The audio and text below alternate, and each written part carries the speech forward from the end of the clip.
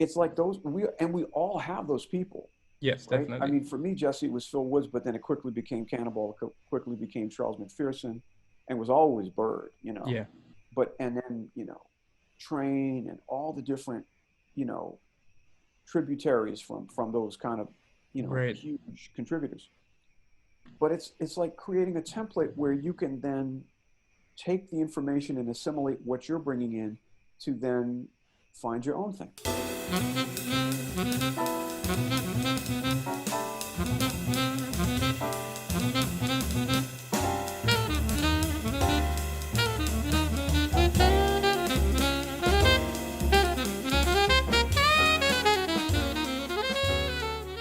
Every time you share something new, I feel like if it's still so wrapped into what you were originally saying about having those mentors from such an early age, and that lesson with Phil about um having the intent to change the world around you and impact people's lives with your music, um and then the idea of truth, that also incorporates uh telling the truth of the people that came before you as well through the music, and then your own truth with developing a personal sound.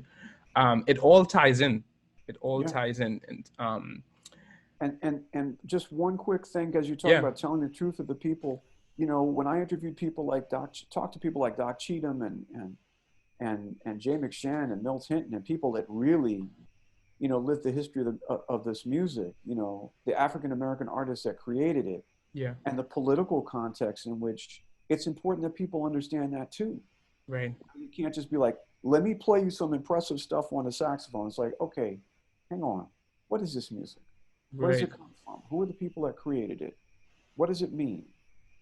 Like that's got to be in there. yeah, You know what I mean? And I think we always have to remember that. yeah. I love to first to go back to this idea of becoming a stylist, Hmm. because I think it's so important. Um, I mean, I think the idea of individuality and agency is a very popular one within our society. Yeah. Um, but I think in the context of musical development, as a saxophone player, it could sometimes be um, a little bit vague, Hmm. and especially for the aspiring professional or the young saxophonist. How do I develop a personal sound? How do I become a stylist? How do I develop creatively?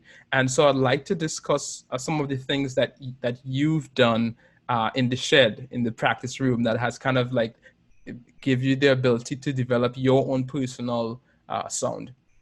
Well, you ask a good question. You bring up, you say, hey, it's a little vague. Yeah.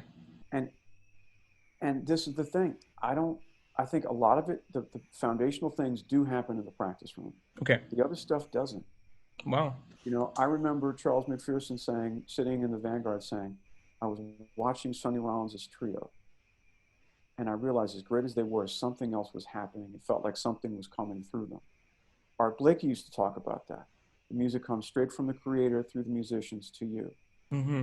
Igor Stravinsky said, I'm the vessel through which the Sacre du Printemps passed, right? Mm-hmm. Now we can get very full of ourselves and, I'm a vessel, Right. but Right. listen, there's some great art out there and some great things that I've felt in a room. And it certainly feels like it's larger than just, let's say an individual human ego, let's say, Right. right? And that that great art taps into something deeper than just what happens in the practice room. You have to do the work in the practice room Gotcha. to be able to get to that other place. But it's like, how do you develop your own sound and your own concept? Make mistakes, um, get your heart broken, you know, um, run into very tricky obstacles and deal with, what Bird used to say, according to a lot of people, and this is one of the things that Phil and Charles McPherson used to talk about. It's not just about being a saxophone player. It's not even just about being a musician. It's about being an artist. So what he would tell, like, and Charles McPherson was talking about Sheila Jordan hanging out at Gil Evans's apartment, and Bird was kind of there. It was around the time that Miles was there, and they were doing the Birth of the Cool sessions. Okay. And he's like, okay, so you want to go to the great museums, know the important painters, know their important works, go and know something about sculpture. Yeah. Percy, I didn't tell this story in the book, but Percy France told me that because he was good friends with Bird, and they'd go and hang out, and they'd just be walking in the city. They'd have their horns, and they'd pop by an Irish bar, and it was live music everywhere. Right. And Bird's like, oh, hang on, man, let's go in here. And then Bird would sit in with these traditional Irish musicians for a couple of tunes. Wow. Right. Then there'd be a Greek thing, and there'd be Greek musicians. He'd go and hang and play with them. Then there'd be like, Cuban or whatever, all the different cultures. Mm-hmm. And it's like, he wanted all of that. And Okay. that's something Phil said to me too. He's like, go to the museum, but play in the street, do it all, experience all of it. Right. And so I think that's, the way Phil used to say, it's like being a cultured human being. I remember Right. McPherson saying, you have to be a human being to be an artist. Right. And you cannot cloister yourself in the practice room to do that. You have to do the work in the practice room, and you also have to have the other stuff. Yeah, I like to call it having cultural currency. Yes. So you could trade with people in different situations. That's a great phrase. Yeah. Yeah. Yeah. So let's talk about some of the things in the practice room in the shed that you worked on. I've gone through your book on improvisation, but I know there are a couple of very specific things in terms of developing a personal approach to playing the saxophone or developing creatively, with the ultimate goal of becoming a stylist that you can share with us. Yeah, some of the things that happen from that perspective, I sometimes call it creative practicing, where you go back to the basic things. Okay. And you just play. Okay. You think about a C major scale. Well, if you see C major, okay, you can play C major. If you see D minor 7, you're going to play that same scale. If you see F Lydian or G7 sus, Yeah. and there's other places, where you could. So just all the things creatively you can do once you do like the things we talked about. You know the scale, you played it in intervals. Well, now, what is the primordial experience of all music, to me, particularly jazz, is rhythm. Okay. So what kind of personal, in the moment, creative way can I just deal? Because you can take simple things, and if you're playing with a nice sound and good time, you're in there. You have that's your way in, and then you can deal with other levels of creativity and reference points and cultural currency and that kind of stuff. Yeah. Did you want me to? Yeah, of course. Can you play some of it? Great. Yeah. I'll unplug this and get my horn. So I think what I'm going to do now is give you a couple of examples of things that I do when I'm practicing. I would put it under the head of creative practicing, but also kind of revisiting foundational things or fundamentals that, keep technique going, but thinking of it as a jazz musician. Okay. Utilizing it in the way that we would. So I'm just going to kind of play around with the D major scale, and I'm going to kind of use 1, 2, 4, like whatever place I stop, and I'm going to use that as what we might call a leitmotif, a theme, or a pitch cell.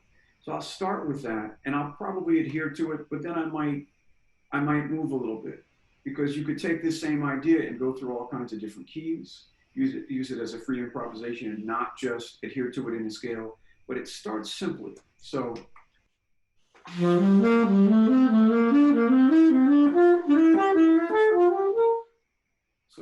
something like that. But it's kind of in a pattern of 3. Yep. 3 notes, but and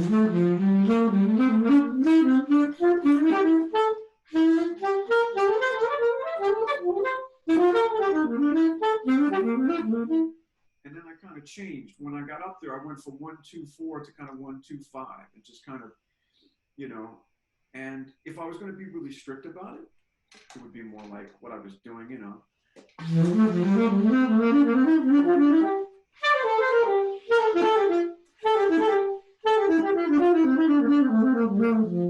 me do that again.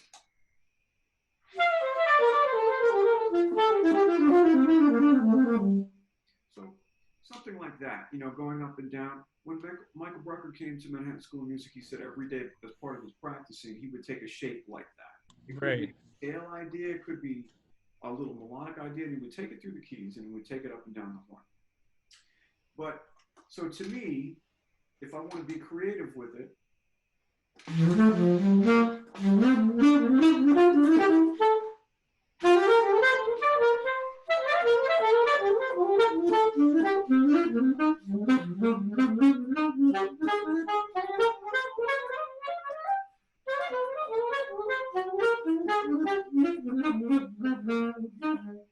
so I changed keys. I started adding approach tones that were not strictly adhering to that.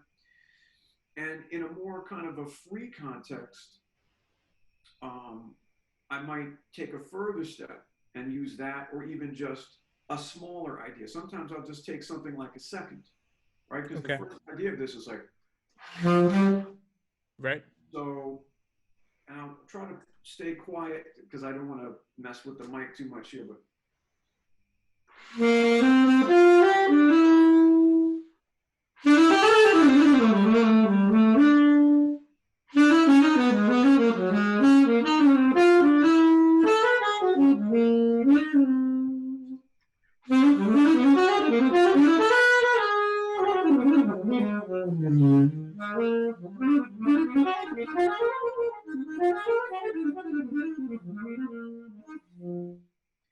So I started with that kind of thing, that 1, 2, 4 kind of sound, and then I just took the 1, 2, the second. And then once I got into it, what I'm trying to think as an improviser is a kind of stream of consciousness connectivity where, okay, if I'm going to go from that second, let me go to something that's still kind of thinking or utilizing the second, and I kind of went to 2 pentatonic, major pentatonics that were a tritone apart. Sometimes I played with that, you know, and obviously with pentatonic scales, F major pentatonic is D minor pentatonic, depending on how you look at it. Yeah. But that second is, you know, there's a lot of seconds in that sound. And so it just sometimes that at that moment, it felt like a doorway into that particular tonality. Gotcha. I think what great improvisers do, that we aspire to do, is along with, you know, telling a story and doing something personal, one of the things, it's creating tonalities. Just doing this as a single line instrument, even just this. It's 2 notes, but it's a tonality. There is a tonality created there. And even if it's just in relationship to what happens afterwards, right? And I remember seeing Miles saying there were only 2 musicians he ever heard in his life that could change the entire tonality of the band with 1 note, and that was Bird and Train. Played 1 note, and it was almost like the overtone series and the way they were hearing the note would just change the overall sound spectrum, and change the tonality and so that's something that I think about.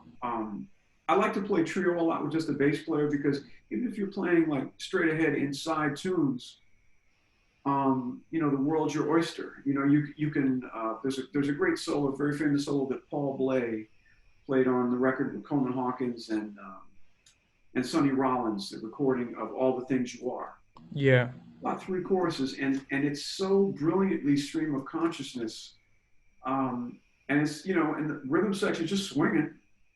But man, if you haven't heard that recording, check out that solo. It's quite amazing. I'll definitely check it out. So this is what you call creative practice? This is a part of creative practicing. Let's say once you know your scales and intervals and basically how to apply them. Let's say that you saw I'm thinking as an alto player, E minor 7. Okay. So that the parent scale for that is our D major. Mm-hmm. So all the different things I can do creatively, shape-wise. I like thinking in terms of shapes a little bit more than intervals. Intervals gets you in there. Okay. But, you know, I remember in the 80s, people would talk about patterns, and you can think patternistically, but I think if you think about whatever that is as a theme, as what they call, you know, a leitmotif, yes, then it becomes the basis for a composition or an improvisation. And then it's just the sound and the rhythm. right? And then hopefully what you always want to be dealing with rhythm in a creative way and in a grounded way. You know, we have to think like we're the band, you know. Right. I mean, if I'm just playing here by myself, or if you and me are playing duo, well, somebody's got to keep a quarter note going, right? You know, I Yep. remember having a student one time and he just always liked to play rubato. And it was, you know,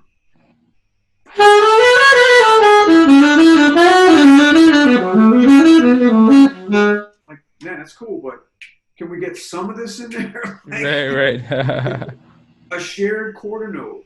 Right. You know? I mean, if we're not dealing with rhythm as jazz musicians, you know, I mean, we're not making it.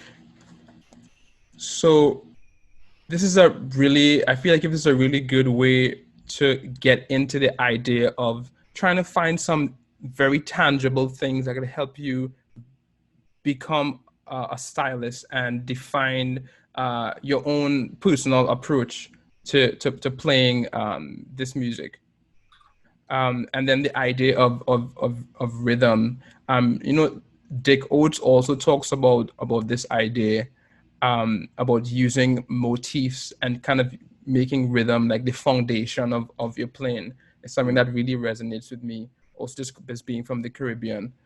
And I studied with Dick. He's one of the great stylists. He's always had a very personal concept. Mm-hmm. And yeah, he's great.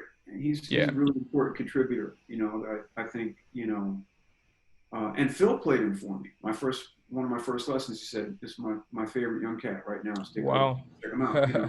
And it was the recording of Skylark. It was the Bob Brookmeyer arrangement of Skylark. Yeah, the first record that Mel made after Thad Jones left. Mm-hmm. You know, at the Vanguard, and which what became the Vanguard Jazz Orchestra. Yeah. And you know, and you hear there's almost a little bit. There's some Sanborn influence at that time in Oates' sound. I think a little bit, you know, but it's such a personal concept, and the way he plays and the yeah. I mean, that recording is that's one of my all time recordings. I mean, I love hearing you talk about this idea of becoming a stylist, because it's something that I feel like if my experience at Berkeley kind of put me on that path as well, because there were so many amazing players there, and composers and writers and producers. And I felt like if everybody was trying to become an artist, they were in pursuit of defining something that they could call their own, right? And I think it's something that resonates with a lot of aspiring saxophonists as well. And it's hands down is one of the things that sets apart our heroes. You know, the people that we look up to. They always have a unique sound. It was a real pleasure chatting with you about this. I wish we could chat more. I could keep talking all day, but oh man, my pleasure. I'll leave you with one thought. There was a great man, in comparative religion, named Joe Campbell. Okay. And he talked about religion. He said, wherever you come from, you'll find the truth in that. Whatever you know, if you're a Buddhist or whatever. And what I sometimes say to people is like, you come from Trinidad. Yep. And like, you know, I grew up in Staten Island, not too far from Kenny Washington, and you know, but it's like the things that we come from. Kenny was older, you know, we didn't know each other as kids, but we have some shared things about that neighborhood and things. But you have, you know, that's part of your story. That's part of what you're going to bring forward. Definitely.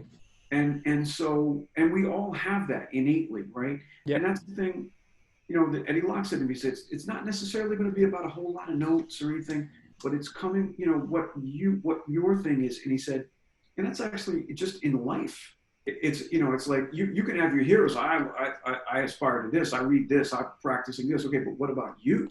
Right. You know, so that's what Joe Jones said. And he said, you're not Max Roach. You're not Buddy Rich. You got to be Eddie Locke. And he said, like, wow, you know, but that's the journey I think that we're all on. And it's the same thing. Like, yeah, I love all our heroes. You know, I wish I could do it. I can't.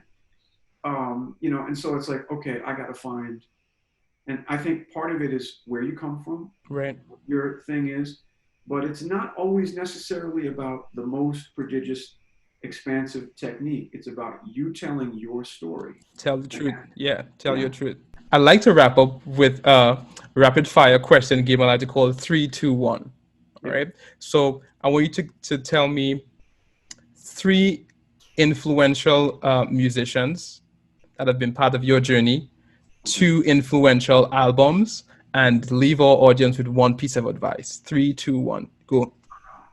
3 influential musicians. It's Yep. funny, we talked about this last night, I'm racking my brain the next day. I want to tell you 974. Okay, 3 influential musicians. Well, um, I had a lot of musical fathers. My 3 musical fathers in jazz were really Phil Woods, Eddie Locke, and Eddie Chambly.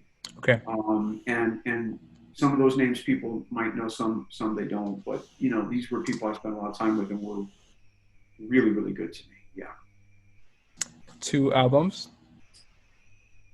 Oh, that is so tough. But I did go through a period in college. I went through about a year where every day I listened to John Coltrane Transition, Okay. and which is such a profound. I mean, my God, you know, like that's such an incredible contribution. And Pat Metheny's record, Still Life Talking, starting with Minuano, and it's very beautifully produced album and incredible writing and playing from him and Lyle Mays. Those are, I mean, you know, I wish I could quote you 200. Those are very different. So. Amazing. And then 1 piece of advice. Well, you know, there was a great man that passed away not too long ago named John Lewis, and he always said, you know, tell your truth, speak up if something's not right, you know. And I think we're called to do that, you know, to try to do the right thing. I think, you know, being an artist, some of the things that, you know, some of the people that raised me, it's about, you know, it's about being a truth teller. To me, that's what makes it great. In your truth, you know, I mean, people can have different experiences and opinions, but I think, you know, when something's not right, we have responsibilities as human beings towards things. It's not necessarily like, okay, it might not be your fault. That's going on right over there, man. Right? So you have a responsibility to try to do the right thing, to try to speak up for, you know, people that can't defend themselves, or, you know, just to try to do the right thing and proceed with integrity. And I think there's a strong correlation with that as a musician, as an artist, as a jazz musician. Yeah. In particular, in terms of, you know, the history of this music and right. what it means. So yeah, I think that would be a part of, I think you used a very good word earlier, intention. Of your intention. You know, it starts with simple and humble things, but you want to be a part of positive change. And, you know, great musicians that take those small steps, it gives you hopefully a path where you can speak your truth and tell your story and hopefully be a part of positive change. Amazing. Jon, I want to thank you for taking the time really to chat with me about your career, and thanks for all your insights. If you're listening and you want to connect with Jon directly, you can check his website. That's jongordonmusic.com, JONGORDON music.com. And stay tuned for the release of his book later this year. Jon, when is the book going to be released? It should be out in October or November. It's called Jazz Dialogues. And yeah, I'm excited about it. I had a quartet record come out last year that we did at Groove Van Gelders, which was really cool. I'd never been there, and working on a non-ed project that I hope will be out in 2021. So trying, like all of us, trying to stay productive and positive during this these COVID issues, trying to, you know, so the book definitely gave me some of that earlier this year. So definitely we'll have some things to work on. And I'll be sure to make sure and follow up with you and post it here on the various platforms that we'll be on, so that his audience had a chance to get that. Thanks so much for listening, and I hope this conversation inspires and empowers you to keep taking ground in your professional and creative journeys. I'll catch you on the next episode. Thanks for listening. Thanks, Jessica.